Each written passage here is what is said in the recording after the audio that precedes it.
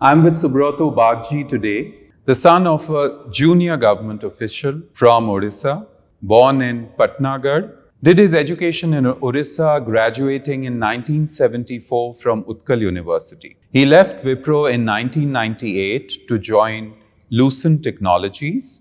He left Lucent a year later to co-found Mindtree, a software services company that he co-founded in 1999. Mindtree is headquartered in Bangalore, and it was established as a software company that delivers digital transformation and technology services from ideation to execution. Mr. Bagchi started as the Chief Operating Officer and directed the leadership development, marketing and knowledge management initiatives.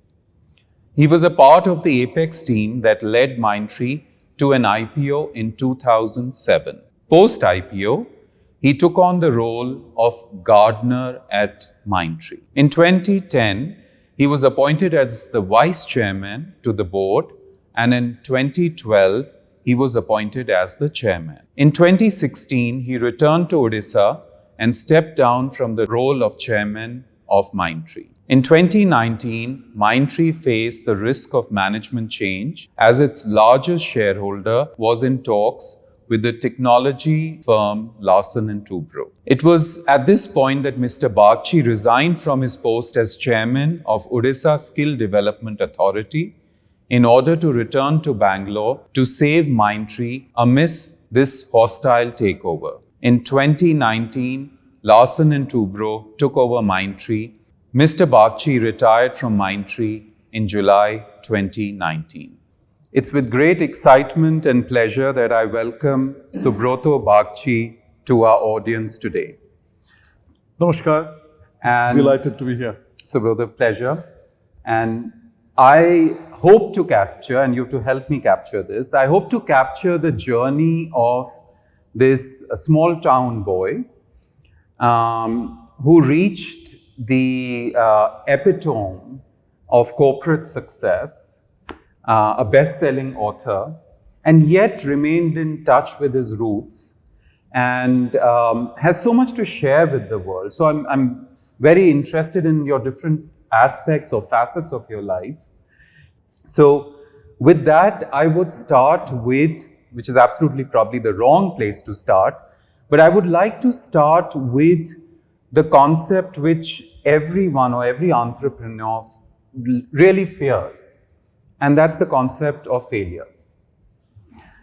And we are in the year 2021, and it rings true very much, speaking to you, because many, many moons ago, you started a project or a company called Project 21. Indeed. And from there, we are sitting together in 2021. Project 21 may not have achieved the success that you had probably planned for it. So can I just understand how you dealt with failure, what lessons you learned, and obviously today the lessons and the failures may be very different for entrepreneurs doing similar things that you did many years ago. So how would you present them to somebody starting his career today and starting the entrepreneurial journey today? That's, I think it's the right point, the right sequence to start. And I'm delighted that you've done the research because, as an individual, I move on. And sometimes it takes a little bit of waking up to say Project 21 or something which is nested in the past. So in all this, the Mahindras actually decided to get into the computer business, hardware business. And they set up a unit in Calcutta, of all things. So that's how from Delhi I shifted to Calcutta. And, in a year's time after joining, they decided to fold up that unit. So I'm 28, you don't have a job. The IT industry is, you could count on your fingertips, there are 4 or 5 hardware companies. There was no software at that time. So what do? I was lucky to have 2 much older colleagues said that we should start a company. should start a company which is technology, which is about consulting large private sector, corporate sector, and public sector companies on how to use computers. This was a time when India was just stepping into the 4th generation computers. And we thought that there's a great opportunity there. And that's how Project 21 started. People ask why the name Project 21. So it's 1984, going on to 85. Rajiv Gandhi has come into power. And this man, for the first time, started talking about 21st century. So this man talked about a new computer policy. Computer imports were opened up. And people were more confident about talking about computerization. It wasn't a bad word. So it was the right time to start. And we said, 21st century is being talked about. So what better name can you get than Project 21? The registrar of companies didn't allow that name. Oh. So what do you do? So the company was registered as 21st Century Projects Private Limited, but the brand became Project 21. Ah. Project 21 was a beautiful dream. It lasted for 3 years. And, those are the days that banks didn't know what is hardware and what is software. So they won't give you a loan. And I'm 28, zero savings. The two older gentlemen, they had, between themselves, they brought in about 20,000 rupees. And it was decided that I will have a salary of 5,000 rupees and 2,500 every month will be held as, kept aside as my equity. That's how I'll earn my equity. We went to open a bank account. The Union Bank of India, the United Bank of India, the two UBIs, they refused to open an account. They said that you have to be introduced by somebody who has an account with us. Second thing is, don't ever talk about loans, working capital and stuff like that, unless you have a mortgage that you can give. So you started a corporate organization, or rather it started a startup, not a corporate organization, with inability to give money as collateral to a bank. So how do you buy a computer? So we had a friend in American Express, and American Express would not touch riffraff like us.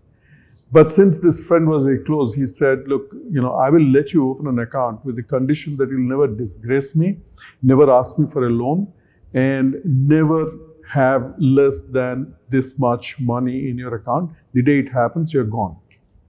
So the whole organization was built on, you go sell, get a tiny piece of somebody's business, you execute that business, then wait for the bill to be paid. And once that happens, you start paying out to your own employees. So this is hardly a way where you can't get working capital, hardly a way to start a company. So you need space, you need to buy computers to begin with, because you're doing consulting related to computers. Only after 3 months could we buy one desktop, which then everybody was using, between 20, 21 of us. So when we were doing client work, we would take that computer in a box on trains and planes and get harassed by tax authorities, by police. They would come and poke that box in a train, I remember, to say what it is and ask for money. In Howrah station, each time we took off the computer from the train, there were 6 people will pounce on you. It's a very different India. Now, after 3 years, we realized that the company cannot continue. But I must tell you, I don't blame the closure of Project 21 on non-availability of money, and second, non-availability of business. Non-availability of money was real. Business was pouring in because we were unique. India is opening up. Nobody knows what computers is. The best of corporate organizations, the best of public sectors want to engage with us, but the cycle of inability to meet working capital, to pay the rent on time was at some point in time it breaks. What, however, Project 21 broke is because the founders broke. And why did founders break? The founders broke because we never paused to discuss life script. So when you are building an enterprise and starting with a tiny, sprouted plant with 2 leaves, even before you do that, you need to clarify to each other why you're doing this. How do you define success 5 years, 10 years, 20 years from now? It is uncomfortable conversation. So what happened in Project 21 is that 3 founders, and each had a very different take on what would they be doing 3 years from now, how would they define success. If there's no synergy there, then the enterprise's ability to deal with failure, but more importantly, to deal with success, becomes brittle. We, in our personal lives and in our corporate lives, as entrepreneurs, and when I use the word entrepreneur, I do it at a very expanded sense of the term. So you are an entrepreneur at JSA. I don't think that intrapreneur, thing works. You are an entrepreneur. So when you are an entrepreneur, you shouldn't overrate failure.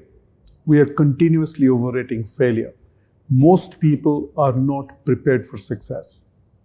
And the metaphor that I used to use in Bangalore, when Bangalore was falling apart as the IT boom was happening, I realized that Bangalore's politicians, business people, decision makers, they're actually not prepared to succeed.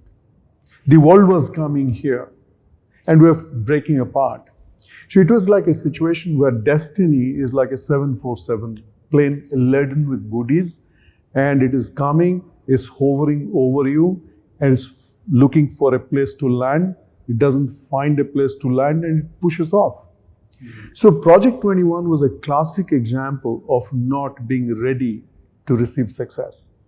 So it closed down after 3 years.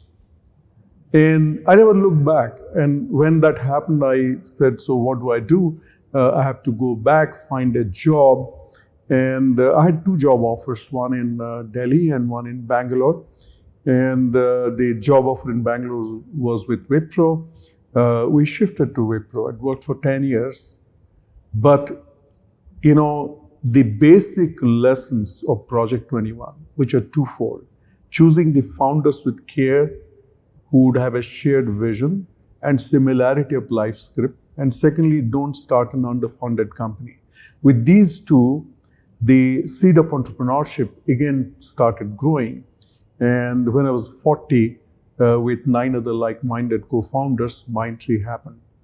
We didn't repeat those mistakes. You went to Vizag in 1999 and shut yourself up in a room and worked through the vision. Yes, the first thing we did is didn't talk about the business plan, didn't talk about the vision. We said, what are you going to do with your life?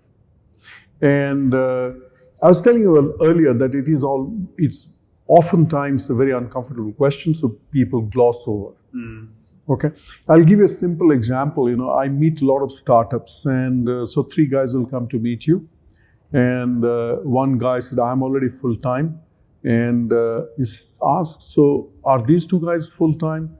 And they're very uncomfortable about that conversation. So no, I have a full-time job, and when things happen, it gets funded, so I will come. Now, have you guys discussed between yourselves what is going to be, who's going to own how much? And then, they kind of cringe and they look this way and that way, uncomfortable conversation. So clear telltale symptoms of not asking the hard questions up front. Don't ask the hard clarification up front, and you are basically set up for failure, even when the 747 is hovering on you. But what are those questions that an entrepreneur or a group a startup should be asking each other before they take those decisions? I think the first question is to know each other at a personal level. Don't gloss over that. Discuss families, okay? Because the porosity between the personal and professional is very high. It's not an iron curtain. You look at a 20-year journey of Mindtree, okay, or for that matter, any other company. So people had to deal with bereavement.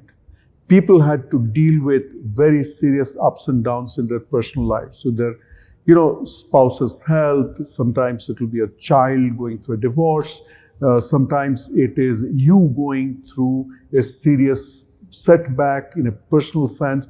And all those things will come into the organizational narrative. So the most important thing is to understand family, each other's family. And with a reasonable degree of privacy, deeper you understand each other's family, better off you are. The second question to ask is, why are you doing this? Why are you in it? When you do the second question, upfront you can quickly decide that no, we are not made for each other. And you need to brace that. You don't get beholden just because you had a conversation. I think the third thing is to define success. So somebody will say success is a yacht on the bay. Somebody will say, success to me is about putting my entire money into making a social impact when I'm rich and, I want to actually go and do something else. That's a very contradictory thing. Both have legitimate reasons to be there. But it will be very difficult for these two guys to build a company. Now, there are always exceptions. Okay, exceptions don't, prove the rule. So you need to discuss these questions up front. The fourth thing you need to discuss is how will you distribute the money? Very uncomfortable conversation. How will you distribute the money? What I mean is, how do you distribute the ownership to begin with? Then you begin to ask yourself, so what will happen when we are very successful in this company? So if you do not ask, are we going to be a non-dividend paying company for the first 10 years? Okay. So somebody will say, no, I'm putting in my, provident fund money in this. I can't wait for the IPO to happen. So you realize that for good reason or bad, one can do postponement of gratification. The other fellow says, after 8 months, chum, this not work because I have to buy that house which I booked. Now already you can begin to see that this guy is placing personal comfort ahead of organizational feasibility. Okay? So you need to ask a series of questions. The last question to ask, I won't say last question, probably a critical, important question to ask is, what is integrity to you? How far will we justify the end in itself? How will you justify the means to end? What will you do? What will not do? What is negotiable? What is non-negotiable? Right. If you do not reduce the negotiable, non-negotiable to not English, but very clear set of questions, then you are basically setting yourself up for personal breakouts before the company will break off. Most startups collapse globally within the first year, not because of business reasons and business feasibility, but because founders part ways. Mm-hmm. Very interesting insights into what questions an entrepreneur can ask and deal with failure. Failure is not a bad word. One has to learn and move on.